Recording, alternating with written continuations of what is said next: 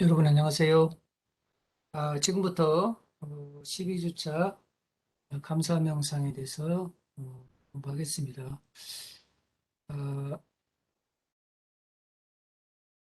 주제를 공유를 하겠습니다.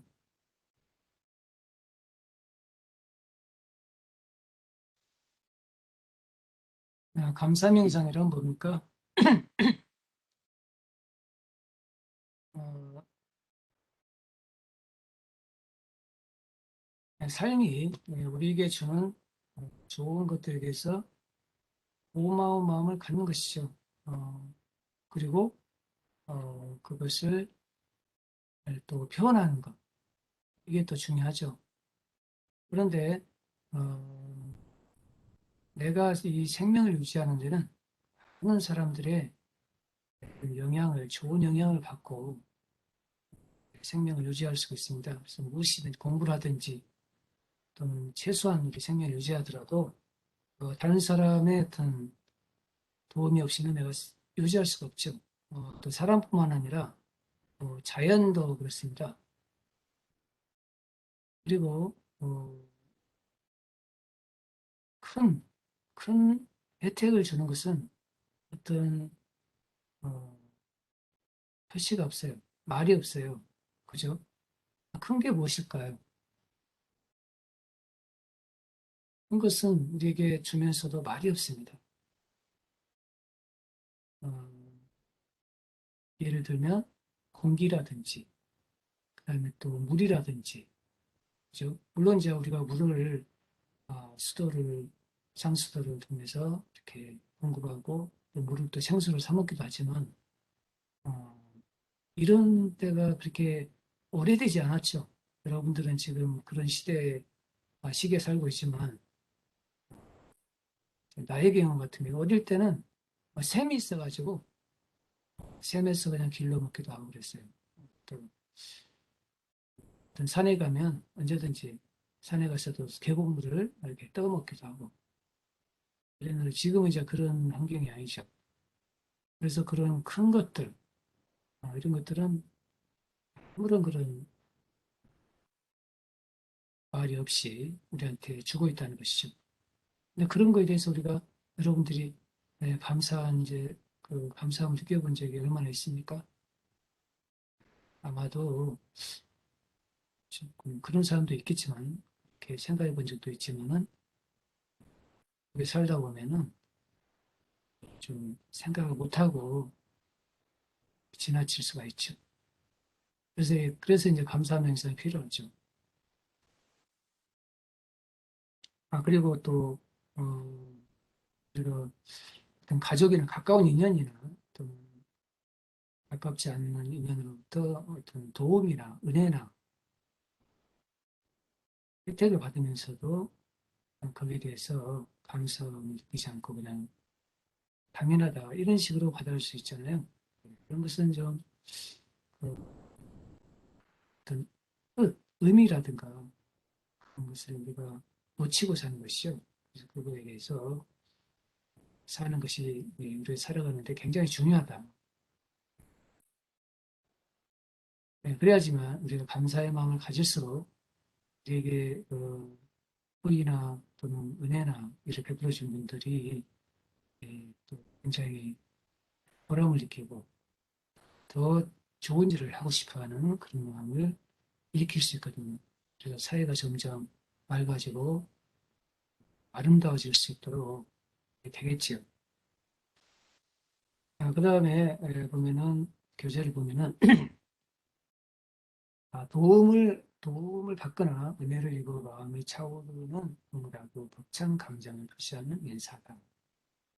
내가 노력한 이상으로 주어진 것에 대한 긍정적인 정서의 분쟁과 표현을 말한다.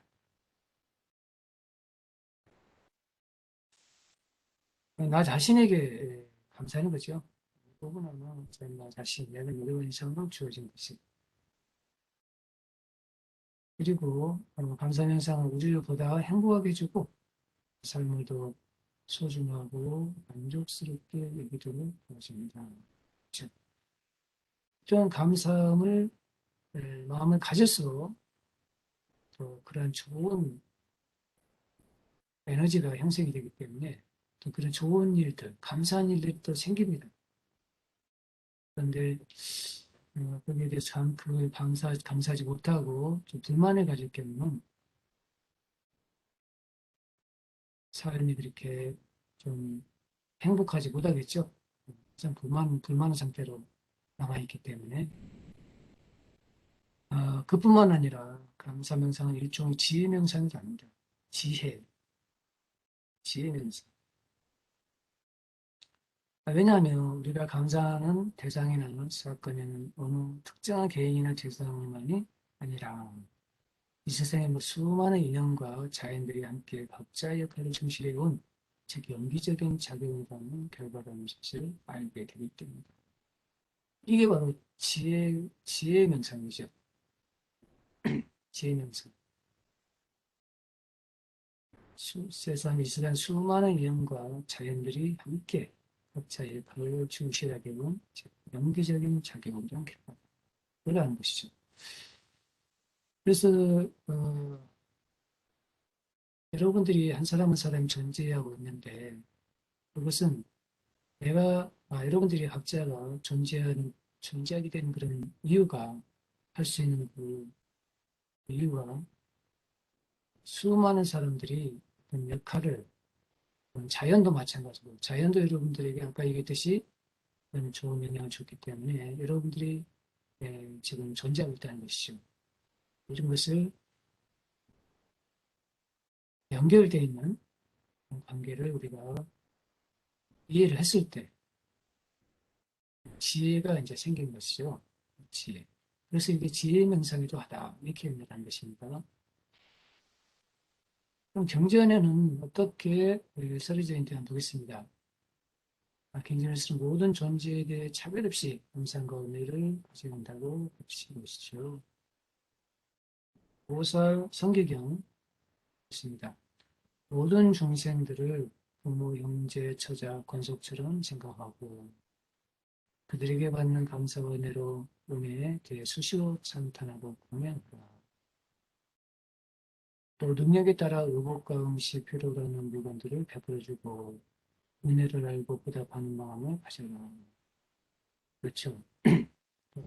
병을 돌보고 약을 주며 모든 노비에 대해서는 천하다는 생각을 갖지 않고 혼자처럼 생각하라.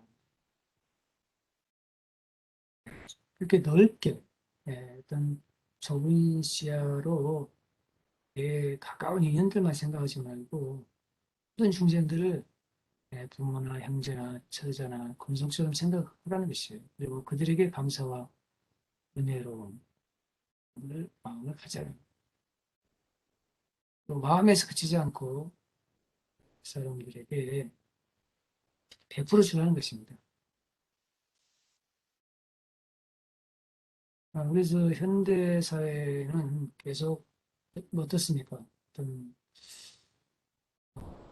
다는 그렇지 않지만 계속 개인적인 욕망을 키워가는 그런 경향들이 있어요.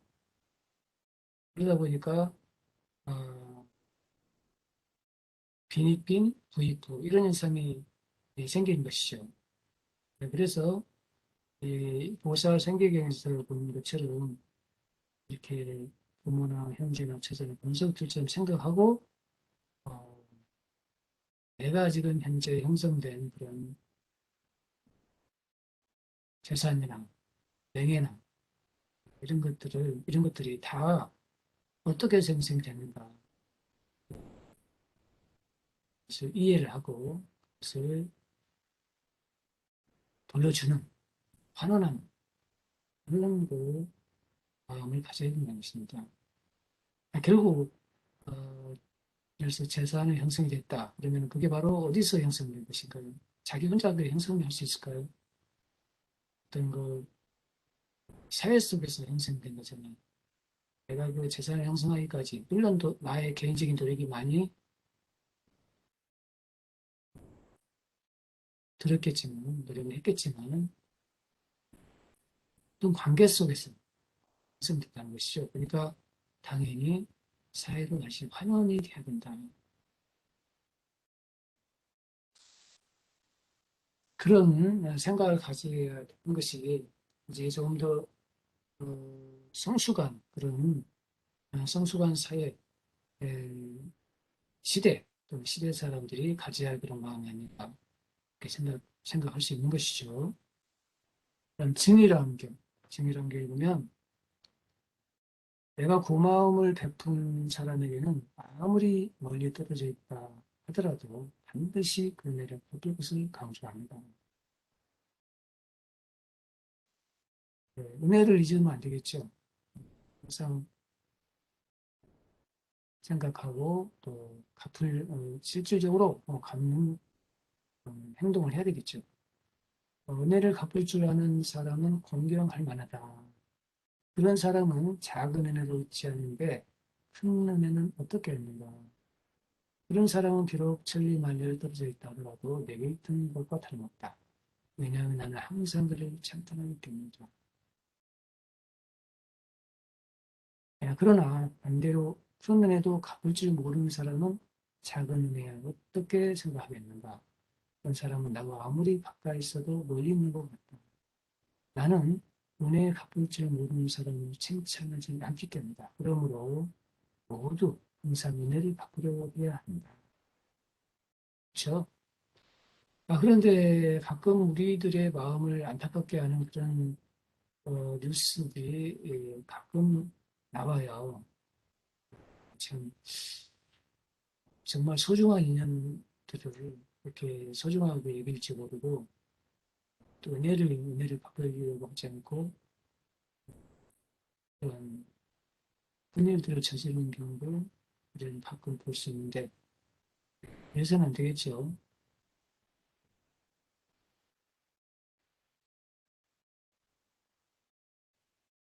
그 다음에 증이라는 경우에는 또 다음과 같이 전해져 있어요.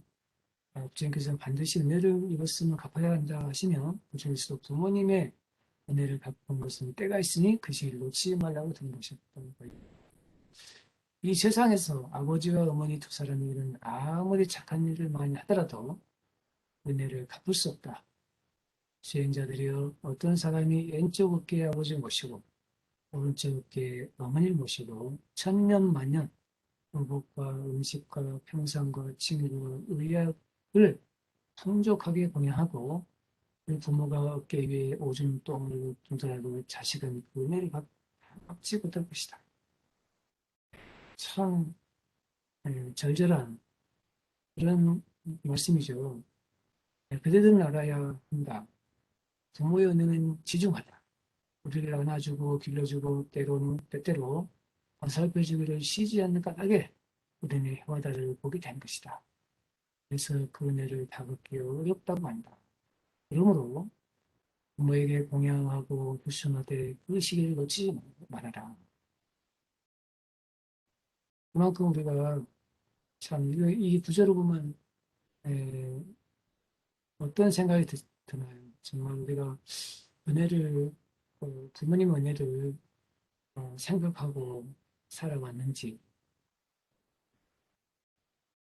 대부분이 아마 그렇게 이 정도의 부처님이 설하신 만큼 말씀하신 만큼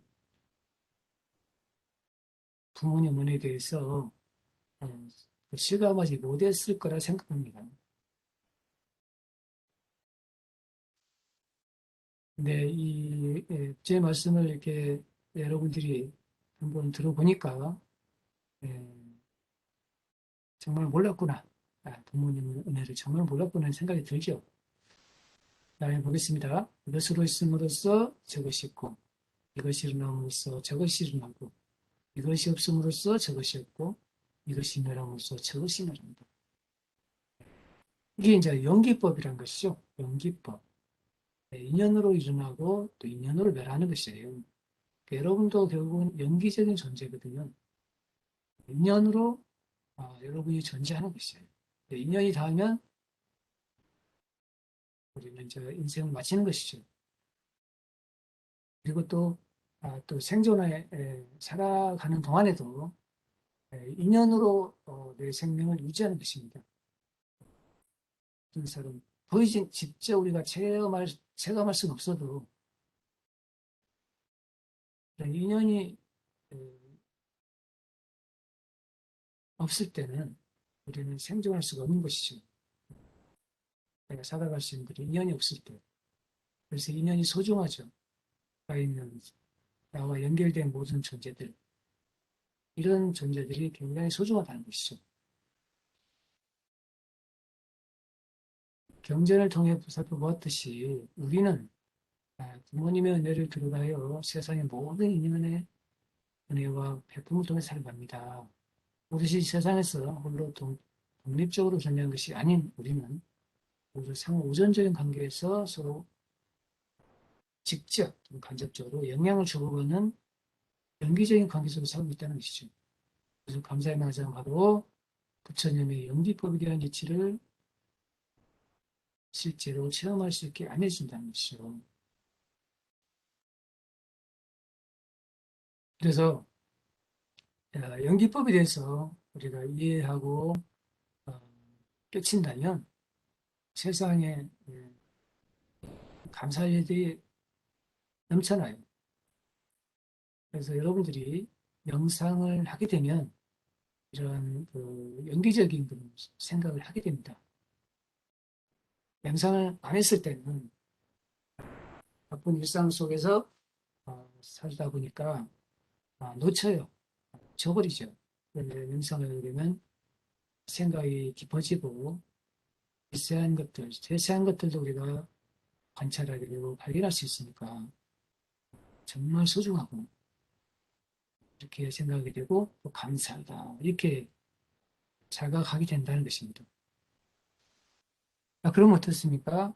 어, 이제 뭐 어려서 또 젊어서 불평하고 투정하고 이런 것들을 이런 그 생활 습관들 이런 것들이 이제 우리가 좀 개선해 나갈 수가 있죠.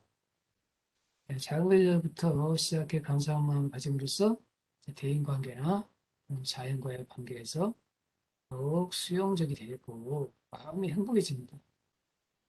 그리고 세상이 평화롭고 안전된다는 것입니다. 그래서 어 이제 이러한 그 생각을 못했을 경우는 이제 지금 여러분의 나이 때나 또는 그 이후에 성장하더라도 항상 불만이 있고 자기 현실에 대해서 불만하고 그런 생각을 하게 돼요. 그러면 나 자신뿐만 아니라 다른 사람도 불편하죠. 나와 아주 가까운 인연들. 여러분들이 성장해서 결혼하더라도 항상 불만을 표출하게 되면 서로가 힘들어지는 것이죠. 그런데 그거보다는 항상 상대방에게 감사하는 그런 마음을 가지면 더 행복해지겠죠.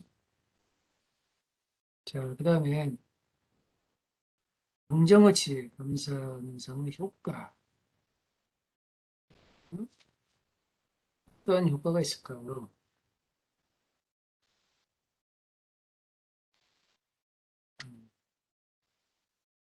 그러면은 협력 관계를 유지하게 된다. 서로가 상호관계 믿음 기업 정서적으로 간다는 협력 관계 유지하게 해준다. 그렇죠? 서로를 인정하고 감사하니까 협력 관계를 유지할 수 있다는 거죠. 또 분노와 불만, 우울증과 같은 부정 정서와 스트레스를 낮추고 삶에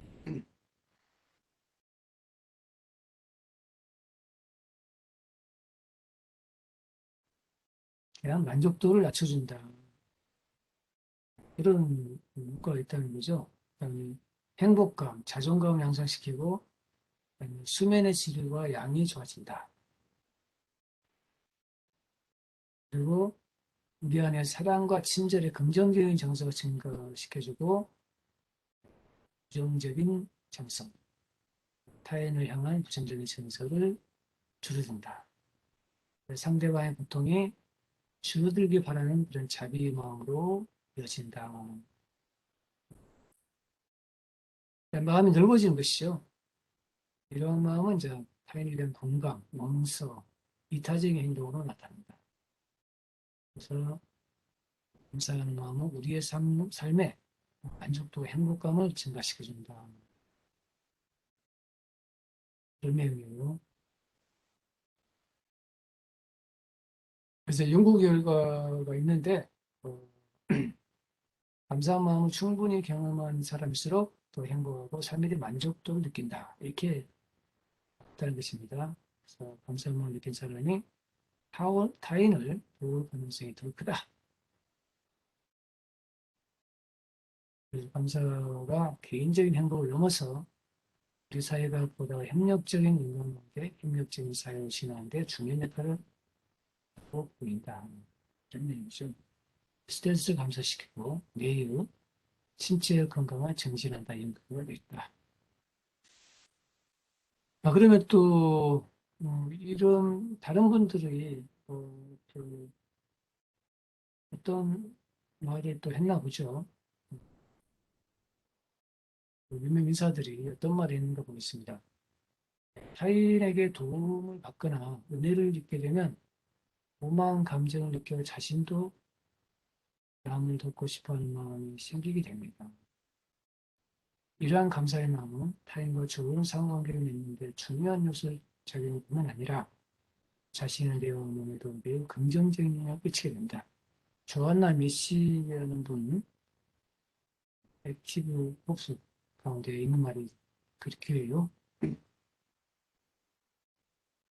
다음에 또, 그죠. 우리의 마음은 즐거운 대상을 만나면 행복하고 즐거운 감정을 일으키게 하는 신경전달물질 도파민이 분비되고 반대 우울과 불안의 대상을 만나면 도파민 분비가 떨어지면서 불쾌한 느낌을 들게 합니다.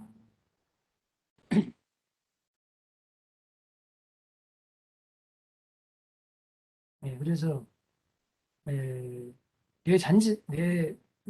내가 그런 대상이 돼야 되겠죠.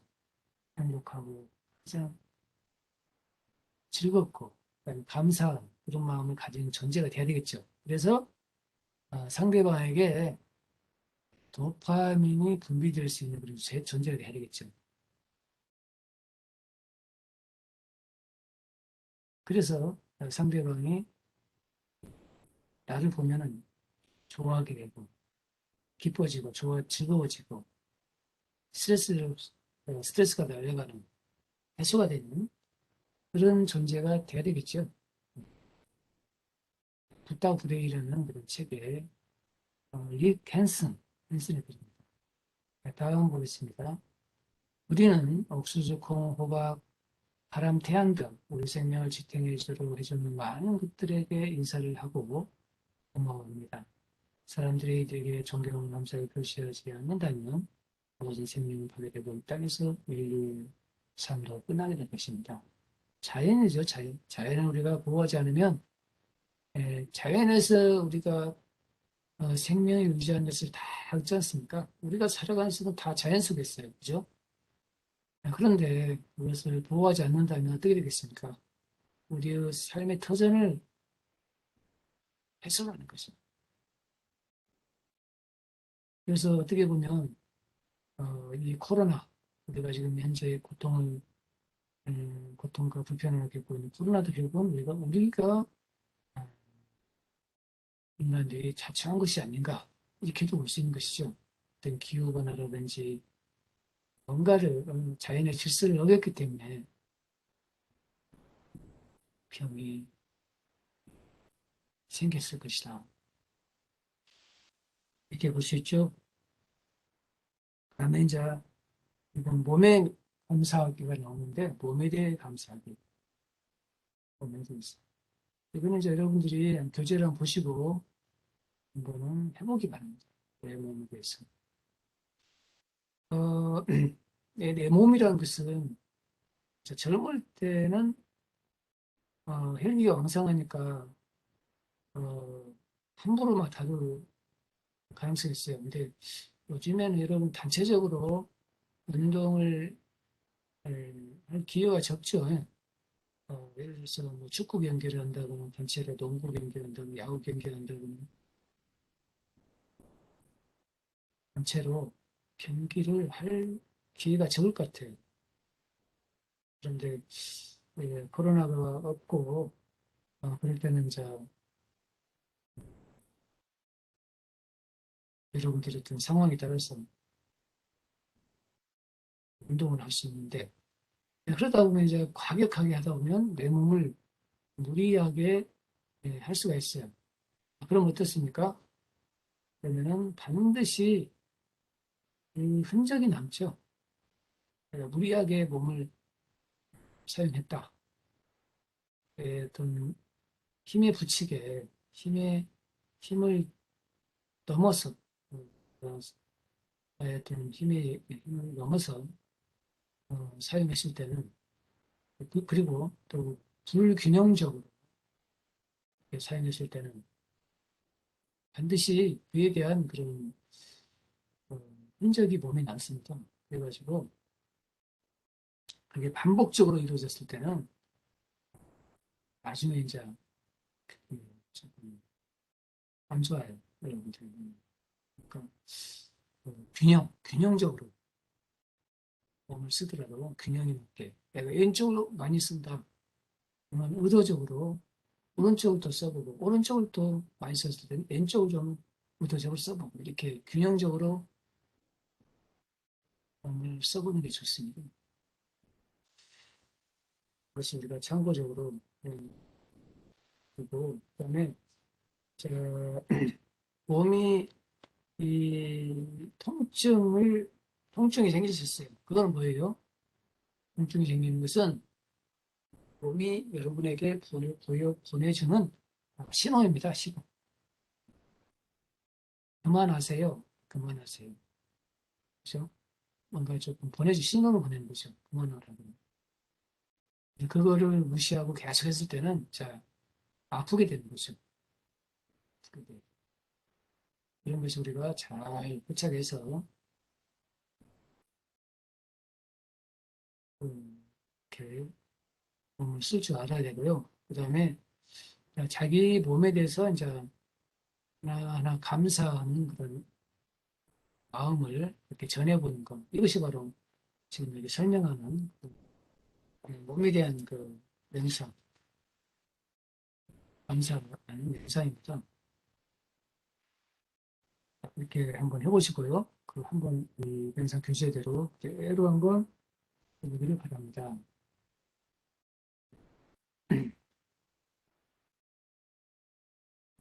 명상을 위한 팁이다. 네. 명상의 핵심은 지금 이 순간 수많은 인연의 소름 통해 내가 존재하고 있다는 것을 기억하는 것이다.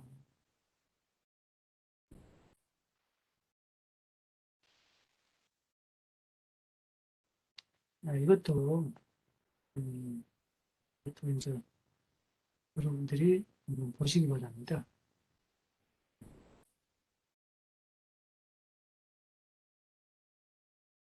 이거는 우리가 앞에서 했죠. 일상의 작은 것에부터 감사의 마음을 키우고 있다. 예. 근데 여러분들이 한번 실천해 보세요, 실제로. 그러면은, 이제 확실하게, 뭔가 좀 다른 부분을 내가 좀 달라질 거예요, 내 자신이 달라져요.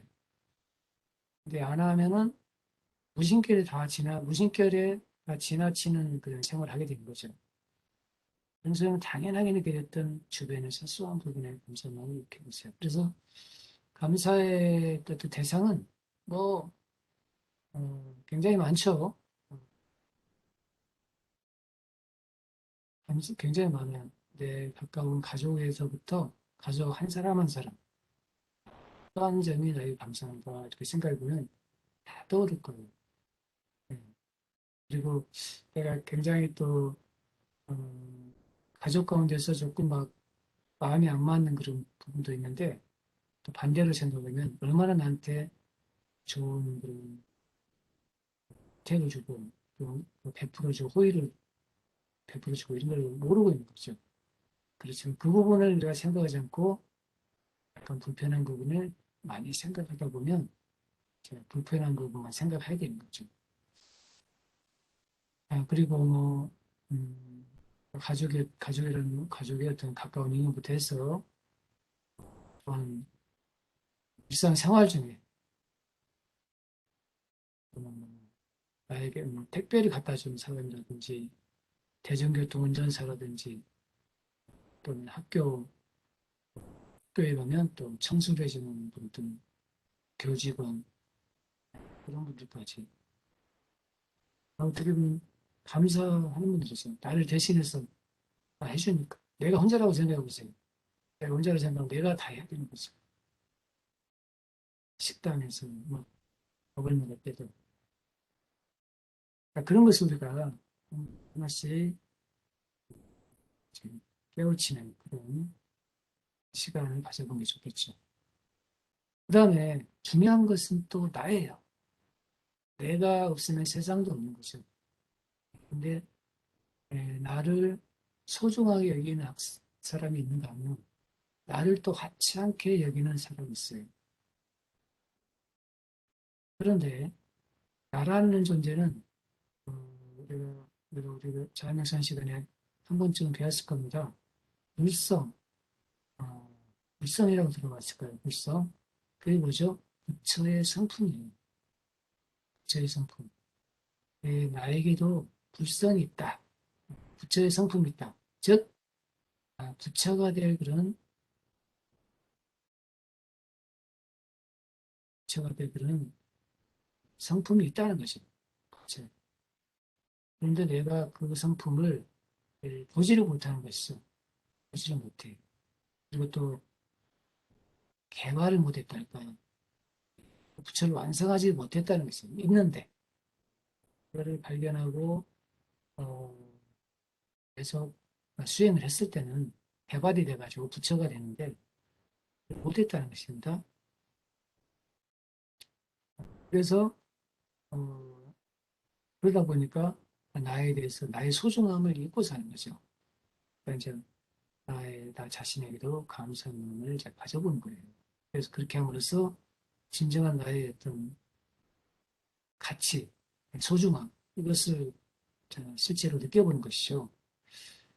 그래서 누구에게나 고유한 자질이 있기 마련이다. 네. 아주, 아주 소중한 그런 부처의 성품이 있다는 부처의 성품. 부처는 뭡니까? 네, 완전히 깨달은 분이죠. 네, 깨달은 분이에요. 그래서 여러분도 깨달음을 실현할 수 있는 그런 가능성을 가지고 있는 것이죠. 못 하고 있을 뿐이요. 안 하고 있을 뿐이죠. 일단 시도를 안 해보고 있잖아요.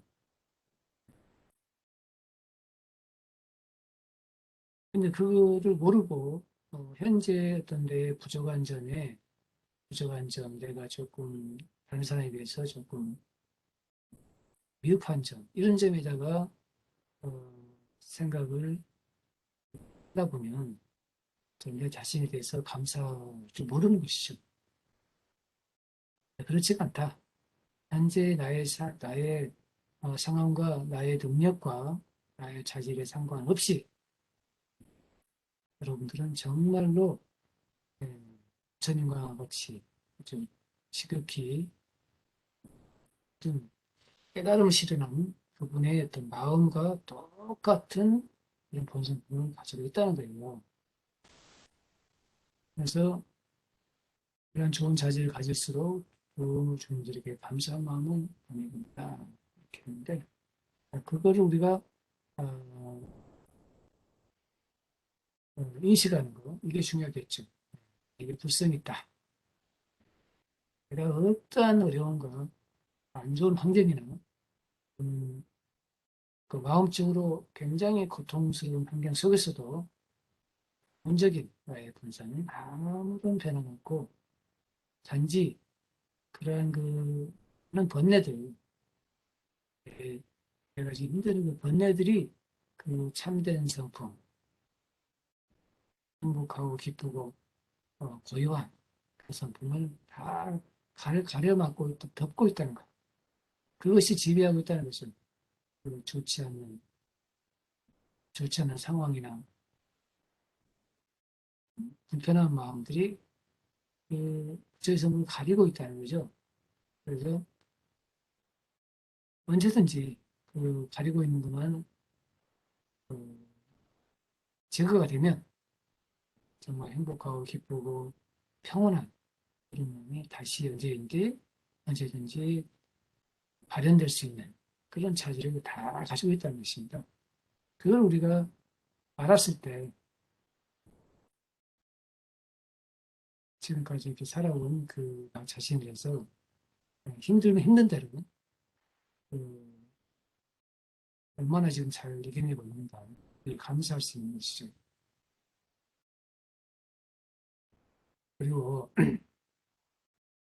우리도 매일 빠지지 않고 감사 명상을 한다면 좋겠지만 이렇게 시간을 내 가지고 꾸준히 해보라는 내용이죠. 그러면 긍정적인 마음으로 자신이 바뀔 것이다. 감사 명상에서 대상을 정할 땐 특별한 순서가 있는 게 아니다. 자유롭게 할 수 있다는 거죠. 또 뭐 우리 문화나 교육에서 타인에게 감사한 것을 익숙하지만 자신에게 감사하는 것이 익숙하지 않기 때문에 또 기억해주게 됩니다. 감사에 대해서 하나 보겠어요. 자기 자신, 가족, 친구, 친척, 존경하는 사람, 좋아하는 사람, 미워하는 사람, 일체 존재들로 확정할 수 있다. 이렇게 여러분들이 해보고요. 미워하는 사람에 대한 감사 명상은 연기법에 대한 통찰과 모아 삶에 대한 이해의 수행이 무르익어서 충분히 준비되어 있는 상태에서 하지 않으면 좋다. 미워하는 사람, 이거는 이제 조금 수행이 연기법에 대한 이해, 통찰 이런 것이 좀 전제가 돼야 된다는 거죠. 왜냐하면 이제 미워하는 사람을 집중하다 보면 미움이 더 커져 볼 수 있어요. 미움이 더 커질 수 있으니까 어, 그 미워하는 사람 떠오르면 어, 미워하는 사람의 어떤 좋은 점, 감사한 점을 또 떠올려 보는 것도 좋은 방법이겠죠. 네. 그래서 조금 좀 조심할 필요가 있다 이런 말이 있고 이제 혹시 미워하는 사람에 대해서 감사성을 볼 수 없다면 절을 하는 것도 좋아요. 그 사람이 어떻게 하면 저 미워하는 사람의 미움을 내가 내 마음속에서 없앨 수 있을까? 이런 생각, 영상으로서 좀 어렵다면 부자 영상으로 절을 해보는 거죠. 그 사람을 위해서 절을 해보는 것도 좋은 방법이 됩니다. 자, 그 다음에 이제 일상에서 연습하는 걸 한번 보겠습니다. 일상에서 그러면 어떻게 감사 명상을 실천해 볼 것인가. 자, 일기쓰기 한번 해보시고요. 그다음에 매일매일 감사 인사 실천하기. 근데 여러분들이 우리 한국 사람들이 조금 보통 이 감사합니다, 고맙습니다 이런 말이 조금 어, 그렇게 음, 자연스럽게 쓰지 못한 것 같아요. 예.